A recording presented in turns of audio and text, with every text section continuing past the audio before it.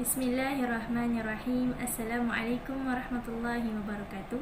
Nama diberi Nurhibah binti Muhammad Nordin, nombor matrik 054690.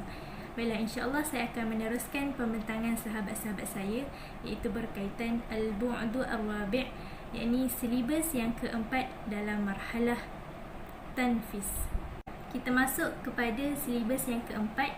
Kata pengarang rahimahullah, al-Islam al-amali wa huwa syi'ar jaydun li hadhihi al-marhalah, bima'na an kulla fardin min afradiha yakunu humuhu amal wa tanfis wal mumarasah wa tatbiq likulli ma 'arafahu wa rabbi 'alayhi min nazariyat wa ma'lumat nazariyah.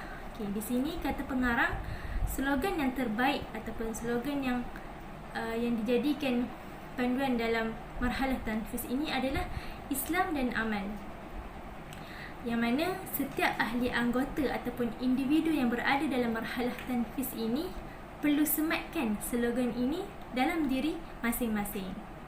Dan ini adalah untuk menjadikan mereka sentiasa merasakan ataupun sentiasa berkeinginan untuk beramal, mempraktikkan, melaksanakan setiap apa yang mereka ketahui dan setiap apa yang mereka belajar daripada teori-teori sebelum ini, daripada peringkat-peringkat sebelum ini. Kerana apa? Kerana marhalah tanfis ini adalah marhalah yang mana mereka perlu turun kepada lapangan, turun ke lapangan, yakni berjihad secara bersungguh-sungguh. Baiklah, yang seterusnya kata pengarang rahimahullah ta'ala, yumarisu zalik fi majal minal majalatil hayah mutahalliyan bijumlah minas sifat nushiru ila ba'diha fi ma yali, yang bermaksud sifat ataupun kewajipan utama yang perlu dihiasi dalam setiap aspek kehidupan. Maksudnya di sini adalah sifat-sifat ini ataupun kewajipan-kewajipan utama ini perlu ada dalam setiap diri ahli anggota ataupun individu yang berada dalam marhalah tanfis, iaitu pengarang telah membahagikan kepada beberapa sifat dan kewajipan. Yang pertama sekali adalah ikhlasu lillah wa tajarrud lahu fi kulli amal, yakni ikhlas kerana Allah, jujur dan adil dalam setiap gerak kerja yang dilaksanakan. Ikhlas ini adalah buat kerja, melaksanakan gerak kerja hanyalah semata-mata kerana Allah Subhanahu Wa Taala, bukanlah untuk mengharapkan ganjaran, bukanlah untuk mengharapkan jawatan atau sebagainya. Seterusnya yang kedua ialah al-istimrariyah wa duna mulul au turah, yakni yang bermaksud istiqamah ataupun berterusan dan tekun tanpa rasa bosan dan jemu. Maksudnya di sini setiap ahli anggota dan individu yang berada dalam marhalah tanfis ini mestilah ataupun mereka adalah orang-orang yang istiqamah, yakni berterusan melaksanakan kerja, bukannya melaksanakan kerja separuh jalan lepas tu ditinggalkan. Jadi mereka ini melakukan gerak kerja jihad berdakwah kerana Allah dengan secara berterusan, tanpa ada rasa jemu, tanpa ada rasa bosan, walaupun dalam marhalah ini akan dipenuhi oleh rintangan dan dugaan yang berat. Okey, yang ketiga adalah al-azimah as-sadiqah wal israr ala bulughil hadaf, yakni yang bermaksud keazaman yang tinggi dan bersungguh-sungguh untuk sampai kepada objektif yang telah ditetapkan, iaitu ahli anggota dan individu yang berada dalam marhalah ini, mereka adalah orang yang mempunyai azam yang tinggi, keazaman yang tinggi dan bersungguh-sungguh untuk mereka sampai kepada objektif ataupun matlamat yang telah mereka tetapkan.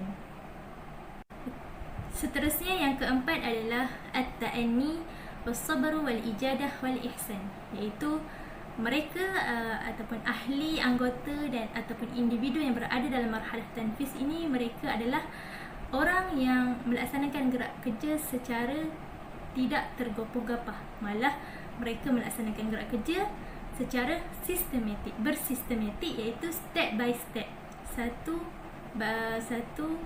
persatu. Dan mereka ini adalah orang-orang yang sabar, orang-orang yang cekap, tekun dan mempunyai sifat ihsan. Yakni ihsan ini seolah-olah mereka melakukan gerak kerja seolah-olah mereka melihat Allah.